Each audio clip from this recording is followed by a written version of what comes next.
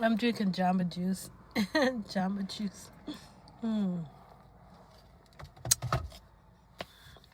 Welcome back to Alchemize Soul 33. I'm your host, and today we're not here to make you feel guilty about your online shopping cart or the takeout containers in your recycling bin. Guilt is a dead end. We're here for something harder and more freeing: awareness. Today's episode: America became the #1 consumer nation, and that's a big problem. And I want to start with a confession. I love comfort. I love a new book smell. I love the dopamine hit of a package on my doorstep. I'm not speaking from a mountaintop of purity. I'm speaking from the trenches of the same spell we're all under. So, let's break the spell together, not by shaming, but by remembering who we are beneath the receipts.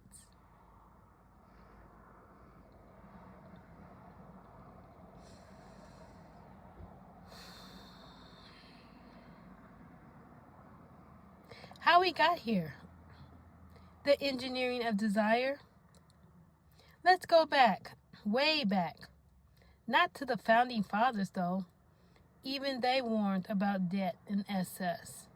But to the years immediately after World War II. America won the war. Our factories have been churning out tanks, planes, ammunition, and uniforms at an unprecedented scale.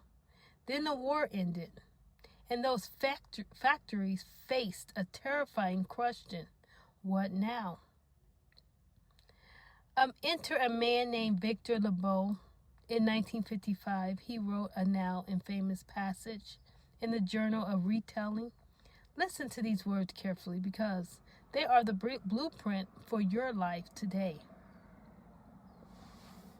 Our enormously productive economy demands that we make consumption our way of life, that we convert the buying and use of goods into rituals, that we seek out our spiritual satisfaction and our ego satisfaction in consumption. We need things consumed, burnt up, worn out, replaced, and discarded at an ever-increasing rate.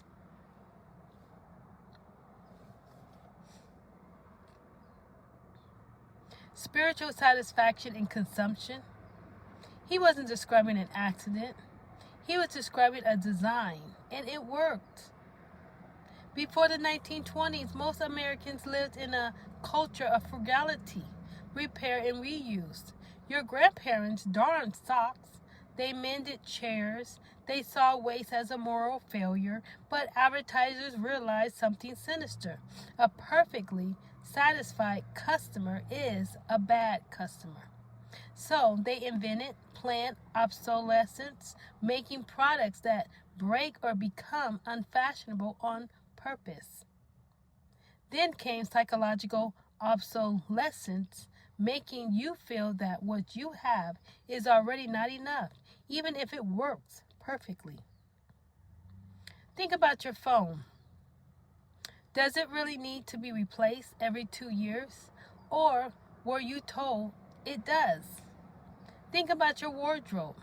Do you actually lack clothes? Or did an algorithm tell you that last season jeans are embarrassing? America didn't become the #1 consumer nation because we're naturally greedy. We became #1 because we were trained from kindergarten cartoons selling sugar to Super Bowl commercials selling trucks to influencers selling must-have moisturizers, that buying is the same as living. And the rest of the world is catching up. But we're still the undisputed heavyweight champion of more. The numbers that should haunt your dreams. Let me give you some numbers. Not to depress you, but to wake you up. The U.S. has 4% of the world's population. We consume 25% of the world's energy. We generate 12% of the world's municipal solid waste. But because we export a lot of our recycling, much of which ends up burnt or dumped, our true waste footprint is even larger. The average American owns over 300,000 items in their home. Yes, that's counting every paperclip, every sock, every forgotten candle. And here's the kicker. The average American home has tripled in square footage since the 1950s, while the average family size has shrunk. We have more space than ever, and we filled it with more stuff than ever, and we're still not happy. We have bigger houses and smaller souls, more closets and less peace, more subscriptions and less presents. The three big problems. In the shorter version of the episode, I named 3 soul level fractures. Let me elaborate on each one because they run deeper than you think. Identity erosion. You are not your shopping cart. Here's what consumer culture does. It convinces you that your identity is purchasable. You don't buy a watch, you buy precision. You don't buy a car, you buy freedom. You don't buy a moisturizer, you buy hope. But here's the trap. An identity you can buy is an identity you can lose. And the market needs you to lose it constantly. Think about the last time you felt genuinely excited about a purchase. How long did that feeling last? A day? A week? And what came after? The quiet whisper? What's next? That whisper isn't your soul. Isn't your soul yearning for more things? That whisper is the wound of disconnection from yourself, from others, from the earth, being exploited by an economic system that profits from your emptiness. You are not a consumer. You are a human being. And human beings cannot be reduced to purchasing units. But try telling that to a quarterly earnings report. Now, problem 2 is the planet's silent scream and your unseen complicity. Let's talk about something uncomfortable, not climate change. In the abstract, we all know the ice caps are melting. Let's talk about your closet. Fast fashion is the second largest polluter in the world, right after oil. It takes 2,700 liters of water to make one cotton t-shirt. That's enough drinking water for one person for 2.5 years. And the average American throws away 81 pounds of clothing per a year. Most of it is non-biodegradable synthetic fabric. It will sit in a landfill for 200 years.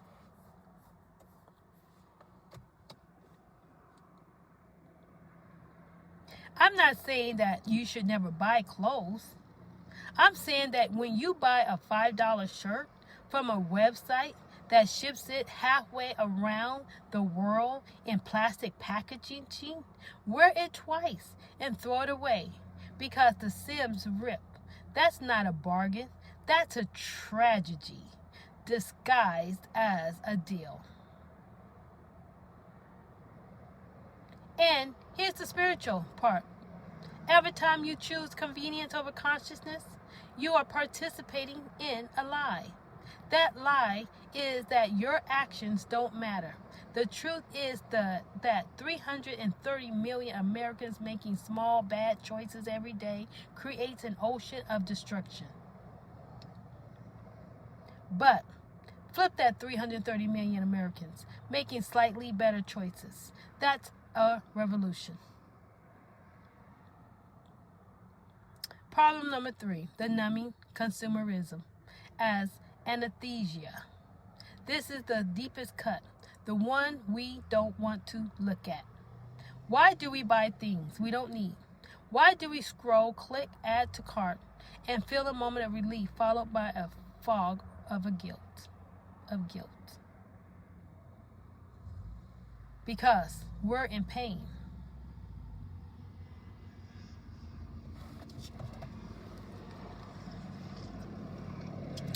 Loneliness, boredom, fear of death, a marriage that gone quiet, a job that drains your spirit, a childhood wound that never healed, the news cycle screaming at you from every screen. We don't know how to sit with discomfort anymore, so we shop. Consumerism is the most socially acceptable form of dissociation. Nobody looks at you funny if you say retail therapy. But if you said, I'm going to drink whiskey until I can't feel my feelings, people would worry. And yet, the mechanism is the same, avoidance.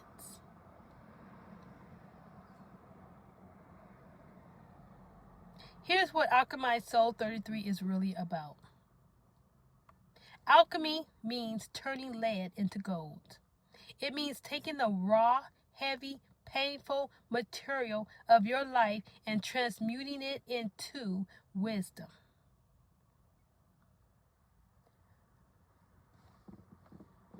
But you cannot transmute what you refuse to feel. And consumerism is a masterclass in refusing to feel. That loneliness you're avoiding with Amazon, that loneliness is trying to tell you something. That boredom you're numbing with a new gadget, that boredom is a doorway to creativity. That grief you're shopping over, that grief is love with nowhere to go.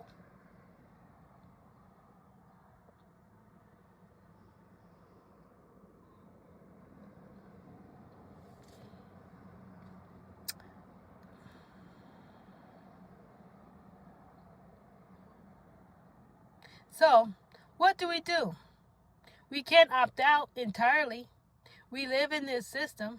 We need food, shelter, clothing, medicine, but we can alchemize our relationship with consumption. Here are 3 practices, not rules, practices.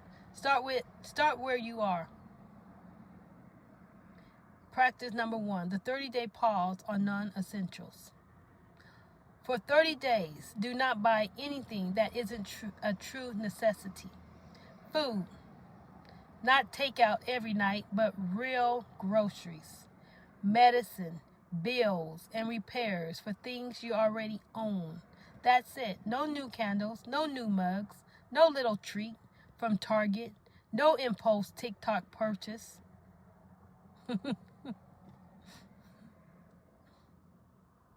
The first week will be uncomfortable. You'll feel the itch. That's the withdrawal. But by the week 2, something strange happens. You realize you already have enough. By week 3, you start to see the ads for what they are. Desperate, repetitive, hollow. By week 4, you might even feel relief.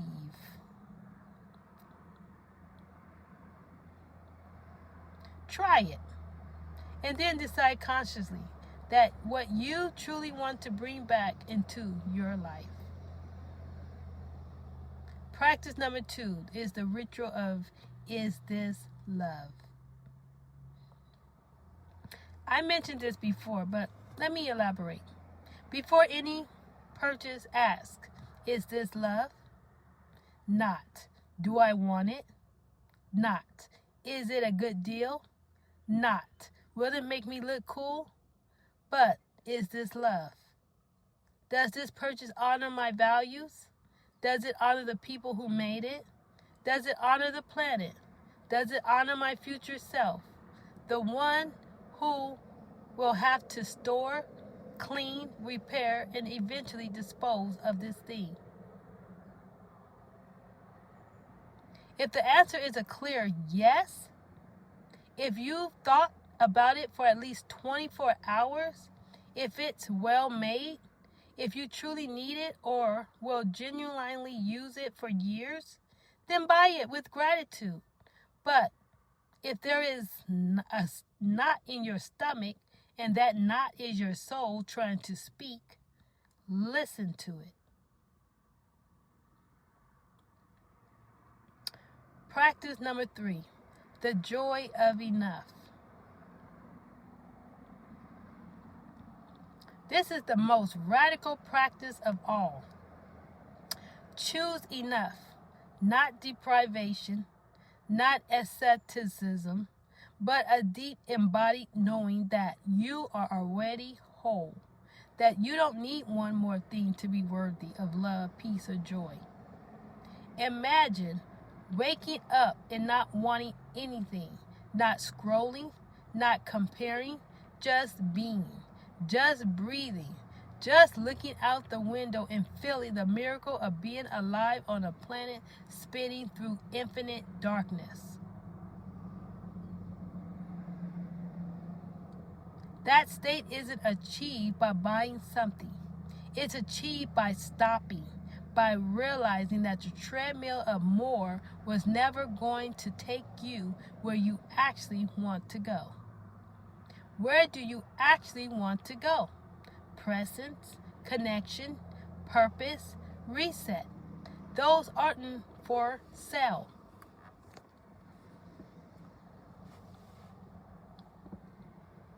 A blessing for the world.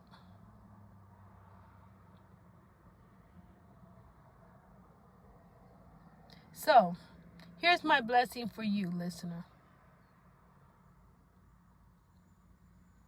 May you see the ads for what they are, not invitations to joy, but prescription for dissatisfaction.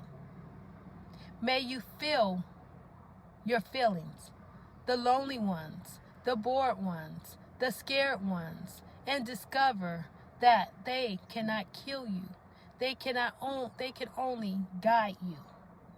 May you look around your home and see not things, but energy. Every object you own took energy to make, to ship, to buy, to store. Honor that energy by keeping only what serves you. And may you know deep in your bones that America became the #1 consumer nation because we forgot who we are. We are not walking wallets. We are not garbage machines. We are souls, and souls don't need more stuff. They need more stillness.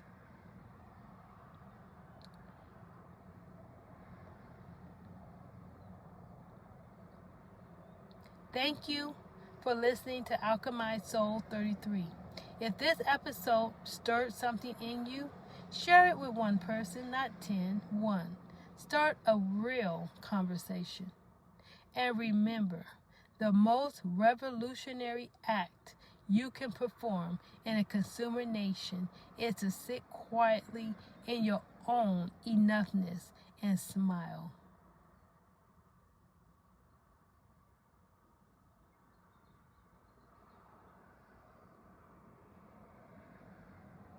Until next time, alchemize everything.